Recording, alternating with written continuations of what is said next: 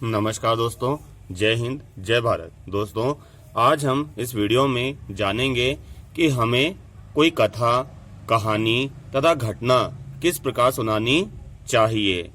कथा, कहानी तथा कोई भी घटनाक्रम सुनाना भी एक कला होती है दोस्तों। तो यही कला हम इसमें सीखते हैं।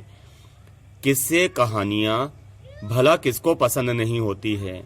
बच्चे तो कहानी बड़े ही चाव से सुनते हैं दोस्तों। कोई पहेली हुई, कोई कहानी हुई, कोई चुटकुला हुआ तो बच्चे बड़े ही इंटरेस्ट से उसको सुनते हैं।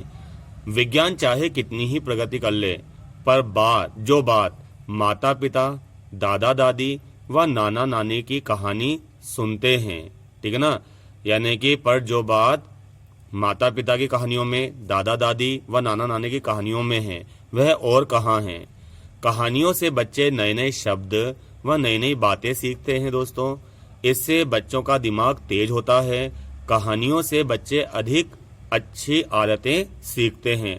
आपने देखा होगा दोस्तों, विद्यालय में कई प्रकार के टीचर होते हैं जो भांति भांति के सब्जेक्ट पढ़ाते हैं, परंतु कुछ बच्चे एक शिक्षक या दो शिक्षक को ज़्यादा पसंद क्यों करते हैं? क्योंकि उनमें बोलने की कला है, उनको बच्चों को सिखाने की कला होती है। आई बात समझ में? इसी प्रकार घर में भी कई प्रकार के सदस्य होते हैं, चाचा, भुआ, दादा, दादी, नाना, नानी। नहीं, बच्चे सबसे ज्यादा किसके पास बैठते हैं? तो उसके पास बैठते हैं जो कथा, कहानी या फिर किसी घटना को सुनाने में पारंगत होता है।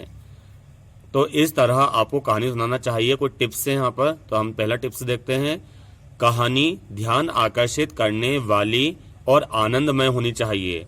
यानी कहानी में कौन सा तत्व होना चाहिए? ध्यान आकर्षित करने वाला व आनंदमय होना चाहिए आपकी कहानी।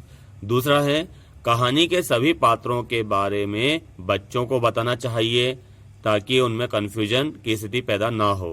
कहानी साधारण भाषा में सुनाना चाहिए दोस्तों। जो आपकी आम बोली है उसी में आपको सुनाना चाहिए। पता पड़े आपने उसमें कठिन शब्दों का समावेश कर दिया तो हमें तत्समय नहीं, तद्भव, आंचलिक और बोली के शब्दों में हमें सुनाना चाहिए। उन शब्दों का इस्तेमाल ज्यादा करें जिनसे बच्चा परिचित हो। तीसरा है, कहानी को आप रुचि लेकर सुनाएं, ठीक है ना। और आवाज तरह तरह की, भांति भांति की आवाज बदल बदल कर सुनाएं। आपकी आवाज में एक लहर होनी चाहिए, आवाज में उतार चढ़ाव होना चाहिए। चौथा है, बच्चों को किताब में से कहानी से संबंधित चित्रों को दिखाएं। यानी कि बच्चों को किताब में से जो आप कहानी सुना रहे हो उनसे संबंधित चित्रों को भी दिखाएं, क्योंकि चित्र उनके दिमाग में छप जाते हैं आजीवन। पांचवा है, पात्रों के अनुसार अपनी आवाज को बदलकर कहानी सुनाना चाहिए। पात्रों के अनुसार आपकी आवाज बदलनी चाहिए। जैसे भूत चुड़ैल की आवाज आ तो ओ ऐसा था वहां का जंगल, वहां पर फिर एक राजा आया। इस प्रकार, यानी कि जब डरावनी आवाज आए तो आपकी आवाज को भी डरा लो, यानी कि आवाज को भी घबराहट में बोलना चाहिए। या फिर जैसे कोई राजा और रानी का मिलन हो रहा है तो उसमें प्रसन्नता का भाव होना चाहिए। जब क्रोध की बात आए तो क्रोध होना चाहिए। छठा है, कहानी सुनाते समय अपनी आंखों और हाथों का भी इशारा करना चाहिए। सातवां, कहानी सुनाते समय खिलौनों का भी प्रयोग कर सकते हैं आप। जब भी आप अव्वल कहलाएंगे, जब भी आप मंच से अद्भुत कहलाएंगे, ठीक है ना दोस्तों। स्कूल में जो मंच संचालन होता है वो तरह तरह की बातें करके बच्चों को गुदगुदा देता, हंसा देता, तो बच्चे भी उसके पीछे पीछे हो जाते हैं दोस्तों। तो इस प्रकार आपका कहानी वाचन होना चाहिए। धन्यवाद।